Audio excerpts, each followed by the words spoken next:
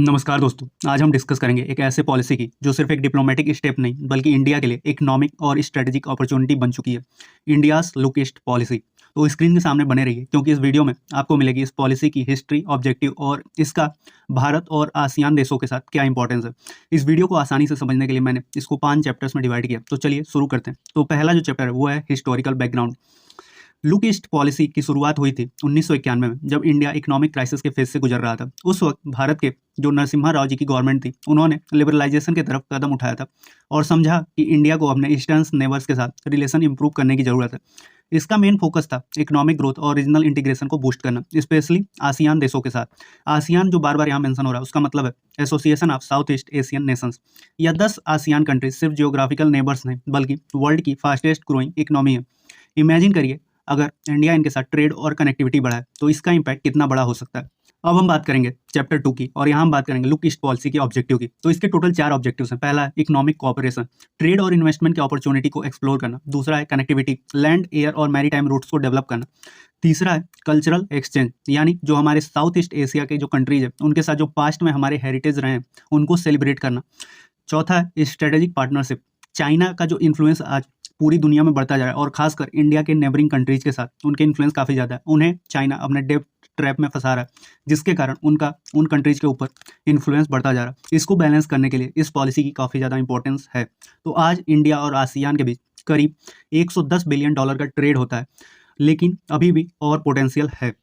अब हम बात करेंगे तीसरे चैप्टर की, और यहाँ हम बात करेंगे लुक ईस्ट पॉलिसी के अंदर कौन कौन से इनिशिएटिव लिए गए।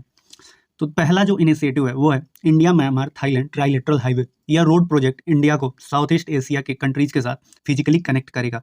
दूसरा है Kaladan multi modal transit project, इससे इंडिया का एक्सेस म्यांमार के रखाइन स्टेट और सितवे पोर्ट तक बनेगा। तीसरा है एक्ट ईस्ट पॉलिसी। 2014 में पीएम नरेंद्र मोदी ने लुक ईस्ट पॉलिसी को अपग्रेड करते हुए एक्ट ईस्ट पॉलिसी लॉन्च किया, जिससे इकोनॉमिक पार्टनरशिप के साथ स्ट्रेटेजिक और डिफेंस कॉपरेशन पर भी फोकस बढ़ाया गया। चौथा जो चैप्टर है इसमें है कि इसका स्ट्रेटेजिक इंपॉर्टेंस क्या है। तो दोस्तों, आप सोच रहे होंगे कि इस पॉलिसी से सिर्फ ट्रेड के लिए है। नहीं, इसका एक बड़ा स्ट्रेटेजिक रोल भी है। चाइना अपने बेल्ट एंड रोड इनिशिएटिव के थ्रू साउथ ईस्ट एशिया में अपना इन्फ्लुएंस बढ़ा रहा है। इंडिया की लुक ईस्ट और एक्ट ईस्ट पॉलिसी का एम है हम अपने एक स्ट्रॉन्ग प्रेजेंस बनाएं और इंडो पैसिफिक रीजन में बैलेंस क्रिएट करें। पांचवा और आखिरी चैप्टर है कि इसके चैलेंजेस और वे फॉरवर्ड। तो अब बात करते हैं इसके चैलेंजेस की। तो पहला, इंफ्रास्ट्रक्चर प्रोजेक्ट जैसे ट्राइलेटरल हाईवे अभी भी कंप्लीट नहीं हुए। दूसरा है इंडिया का ट्रेड डेफिसिट आसियान के साथ एक कंसर्न है। तीसरा है रीजनल पॉलिटिकल इनस्टेबिलिटी और चाइना का एग्रेशन भी एक चैलेंज है। तो ये 3 जो थे ये काफ़ी ज़्यादा इंपॉर्टेंट हैं, क्योंकि ये चैलेंजेस इंडिया को सॉल्व और जल्द से जल्द रिजॉल्व भी करने की ज़रूरत है। इसके पीछे का जो मेन रीज़न वो ये है कि इंडिया इस चीज़ों में, जहाँ वो लुक ईस्ट और एक्ट ईस्ट की पॉलिसी अपना रहा है, वहाँ ये अपने जो पास के नेशंस हैं उनको ज़्यादा से ज़्यादा ट्रेड अपॉर्चुनिटी दे रहा है, जिसके कारण इंडिया का जो एक्सपोर्ट है वो कम हो रहा है, इंपोर्ट ज़्यादा हो रहा है, क्योंकि ये अपने आसपास की कम जो देश हैं इन्हें ये मौके दे रहा है कि वो अपने ट्रेड को बढ़ाएं और डेवलप हो।